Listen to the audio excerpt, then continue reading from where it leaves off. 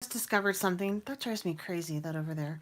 And that is how to stamp with gelatos on foam stamps. And by the way, my whole family's home, you know, because we're all at home. And so if you hear madness in the background, it's just them. Sorry about that. But anyway, I thought this would be fun to do. It's super easy, and I don't know why I never thought of it before. So let me dive in and show you how to do it. So all you're going to do is you're just going to take your gelatos and use them like crayons on your foam stamp, and you're just going to color the areas that you want colored a certain, you know, color, right? So I'm going to do green with that. Hi, Tamra. And I'm going to do, Tammy, sorry. I'm going to do blue on that one, green on this one. This would also work with like any kind of stick pigment you may have, including your distress crayons or your the Dino Wakley scribble sticks. Any kind of stick pigment would work on this. Stampin' Up even has, they're called art crayons, that this would totally work with as well. Then the pink.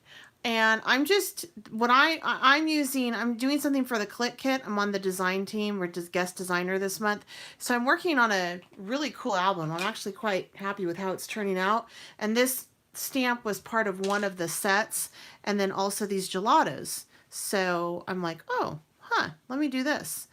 All right, so here we go, here we go. So I'm just coloring it in on the spots like this.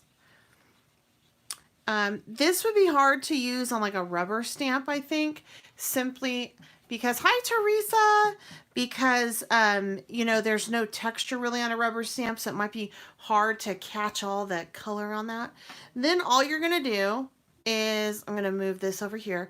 You're going to take your water bottle and you're just going to mist it, okay? You're going to get it wet. You have enough time to clean up your space. Then you're going to take a piece of mixed media paper, watercolor cardstock, and you're going to flip it over, something that can handle wet medium, okay? Flip it over, and I kind of smoosh it, like move it a little bit just to make sure that the ink gets transferred, and it will give like a watercolory effect. And then voila, you have a really cool looking image. So this works really great on foam stamps. And with foam stamps, you really don't want to use anything other than soap and water to clean it. I know, it's so cool, right? And I have so many foam stamps in my stash that I never use. I always thought they were like, you know, kid, but they're really cool. Like there's really, and you can actually get more images out of this. Like I can sit here and let me do another one. I think I can get like another one and out of it. Yeah, so it just gets more watercolory, which I'm totally fine with. So it just kind of gets looser and looser as you go. So let's try something else. Let's try to, let me clean this off, okay? And I'm going to try to wet the paper and then put the gelato on the wet paper, the stamped image on the wet paper. So let's see if that works. But if you want to clean your foam stamps, you're going to want to use just straight up water. And if it dries, just a little bit of soap and water, and you'll be okay. These are actually pretty fabulous. I like to use foam stamps on fabric as well. You can use paint on them. You can use ink on them. You can use, obviously, gelatos, which I didn't know until like literally 15 minutes ago. So you can use a lot on these babies. All right, so I'm just going to do like the same thing. Go over it with my gelato, and I can't even tell, I mean, it's like a blue, a green. I'm not even paying attention really to what the color names are. I don't know if they're even on. Green tea, it's on the lid. So this is green tea. The blue was cotton candy. Then this yellow is buttercream. So it's pretty fun. And the cool thing is you can literally start to color in your stamp And then if you have to walk away, it's not a big deal. It doesn't dry like paint does. It's just going to sit there. So you can really work on a detailed stamp with your gelatos, right? And if you have to walk away and make dinner or whatever, it's fine. You can come back to it and you're not going to worry about ruining your stamp or losing all the hard work that you did. It's still going to be here, which I think is kind of awesome because it's just a pigment and it doesn't activate until you get it wet. So that's kind of cool. And if you're looking for watercolor paper, I find that it is most economical to buy your watercolor sketchbooks at like Michael's. Use a 50% off coupon. You can get them for $3 and you'll get the equivalent of this kind of paper for nothing, you know, like 100 sheets. Okay, so we're going to do, so this one we did directly with the water on the stamp. So for this one, I'm going to take and actually kind of wet my paper down here. Not kind of, do it, wet it down. And then let's see if it works. I don't know. I always feel like I need to do a sense of danger on a live. There's something about that's just so much fun. You don't know how it's going to work out. You've never done it before. You're on live. You have no demo. You have no plan, nothing, and you're just going to do it. And it may not work. And that's the whole fun of it. Okay, so that is a very beautiful, subtle image. I really like that. So that is cool. I'm glad that worked. That would have sucked if it didn't. All right, so this is it with the water directly on your gelato covered foam stamp, and this is wetting your paper first. I know, isn't it cool? Who would have thought? Not me. I mean, that's really beautiful. Love it. And then you can take your heat gun and I wouldn't do an embossing gun on this and just, you know, dry it if you want or let it dry naturally. So let me tell you my thought on this. And then again, watch how easy this is to clean. And see, and I'm like, I wonder if I can get another image up here. So let me just, we'll see, because that silver is pretty much off. We'll see if we're going to get an image on this one. Yeah. Ooh, how fun is that? That is cool. I love this. Ah, new way to use foam stamps. Okay. So again, I'm just going to take and just wet it down, and I probably could get several images off of this, but this is all you do to clean it. I mean, seriously, they're so easy to clean. I love it. And then let me show you what I was thinking on it. I don't know if it's going to work because this is pretty white. Like I don't know if it's going to work or not. You guys tell me what you think. So I'm doing this. This is for the Click Kit. And so it's called, oh, thank you, Teresa. I'm in awe. It's a surprise. Basically, I'm talking about my journey from depression to beating depression. So I took this collage paper and I basically rubber cemented it. So I wanted the rainbow to on the front and then like do hope, but that obviously is just like too much. Like that's whoa. So I those same colors. And then just put it in the corner and then take my die cuts and die cut out, you know, hope on there to match. I don't know. What do you guys think? Do you think I should do it in the corner and cut it out? Do you think I should ditch it and just not do it? Or should I do it in the center? I have no idea. Like, I got to figure it out. So this is what I have so far for the inside. And this is like, okay, so this is my before picture. Or actually, that's 20 pounds after I had started, and this was 20 pounds before I got to where I am now. But basically I'm going to have a before and after, right?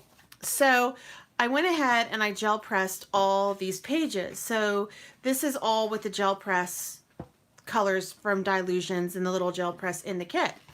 And then on the tabs, I used a Brutus Monroe alphabet, and just, I really like this. Oh, thank you, Teresa.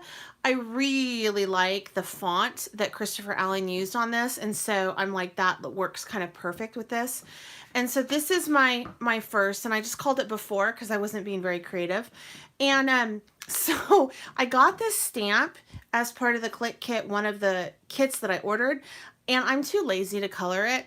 And I noticed that they actually had this image as part of the packaging. And I'm like, oh my God, that just totally did all the work for me. I can totally be lazy. And to me, she looks kind of depressed. I'm sorry if you think that she's not. I look at her and I'm like, oh, she's so sad, which is how I felt in the beginning. So this is before. So I have this down, and then these are all the pages that I need to fill up with my story, okay, about how I felt before, the depression that I was suffering from and whatnot. And again, like this page, not very pretty, okay? Okay, thank you. I'm not the only one that thinks she looks a little bit sad and depressed. I don't really like this page, and that's okay. I'm going to take some of the beautiful collage paper and other pattern paper that was sent. I'm going to put that over this so I can really mask it down. It's just a background page, So anyway, so this is going to be this whole thing, all right? And then I'm going to talk about my journey and what I did, which was I did counseling.